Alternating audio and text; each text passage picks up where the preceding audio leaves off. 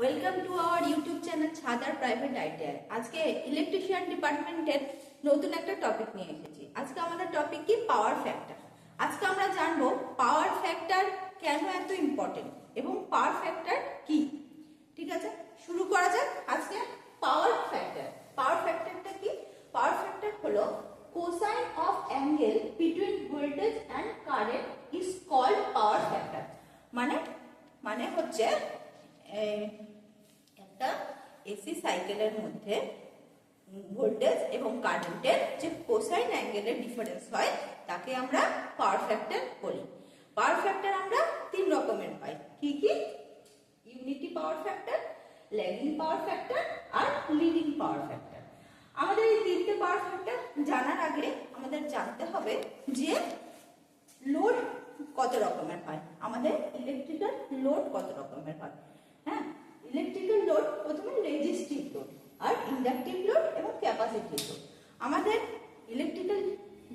Electrical ক্ষেত্রে যা যা আমরা লোড দেখতে পাই তা সব লোডই আমাদের কি হয়? রেজিস্টিভ লোড, ইন্ডাকটিভ লোড এবং ক্যাপাসিটিভ লোড, এই তিনটে লোডের মধ্যেই হয়।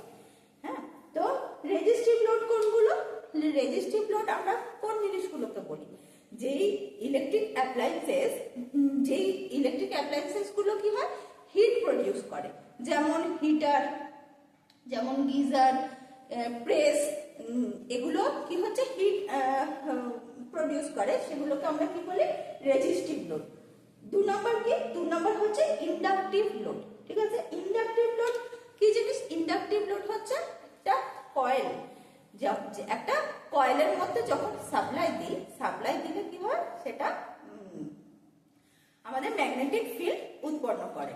ঠিক আছে, তো ইন্ডাকটিভ লোড আমরা বলতে কাকে কাকে বোঝাবো? যত রকমের মোটর আছে, আমরা 3 ফেজ মোটর, এসি মোটর, সমস্তগুলোকে আমরা ইন্ডাকটিভ লোড বলবো। আমরা ঘরে যে ফ্যান ইউজ হয়, সেই ফ্যানও কি মানে কয়েল যে অ্যাপ্লায়েন্সেসে থাকবে তাদের আমরা কি বলবো? Inductive load. আর কি? Capacitive load. ক্যাপাসিটিভ লোড যেসব অ্যাপ্লায়েন্সেসে ক্যাপাসিটার থাকবে তাকে আমরা ক্যাপাসিটিভ লোড বলবো। আমাদের বাড়িতে দেখবে ফ্যানে ক্যাপাসিটার দেওয়া থাকে, তার মানে কি ফ্যানটা কি ক্যাপাসিটিভ লোড? না, ফ্যানটা ক্যাপাসিটিভ লোড নয়, ফ্যানটা আমাদের কি ইন্ডাকটিভ লোড। সেখানে ক্যাপাসিটার ইউজ করা হয় অন্য পারপাসে। সেই টপিক নিয়ে অন্যদিন আলোচনা করবো। ঠিক আছে, আজকে তাহলে আমরা বুঝলাম যে রেজিস্টিভ লোড, ইন্ডাকটিভ লোড এবং ক্যাপাসিটিভ লোড কাকে বলে।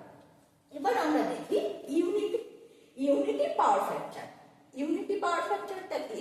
ইউনিটি পাওয়ার ফ্যাক্টর হলো এই রেজিস্টিভ লোড যেগুলো আছে, এই রেজিস্টিভ লোডে আমরা দেখি যে এই এসি সাইকেলের মধ্যে কারেন্ট এবং ভোল্টেজ দুটোই একসাথে স্টার্ট হয় এবং একই সাথে সাইকেল কমপ্লিট করে। তাহলে মানে ইউনিটি পাওয়ার ফ্যাক্টরে ভোল্টেজ এবং কারেন্ট দুটোই একই সাথে স্টার্ট হয় এবং একই সাথে সাইকেল কমপ্লিট করে। তো সেটাকে আমরা কি বলি? Unity power factor. আর হচ্ছে lagging power factor. Lagging power factor কি? আমরা দেখো, ল্যাগিং পাওয়ার ফ্যাক্টর হচ্ছে, ল্যাগ মানে কি? ল্যাগ মানে হচ্ছে পিছনে যাওয়া।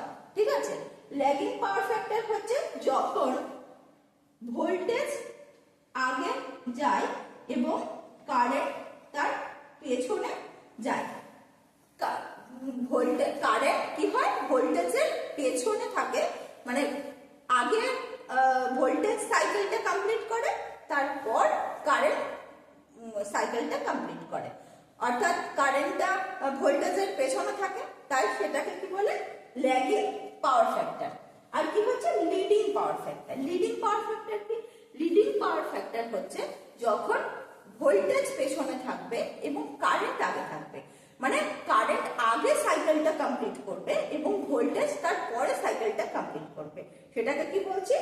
Leading power factor. আজকে এই পর্যন্তই আমাদের পাওয়ার ফ্যাক্টরের পড়ানো হলো।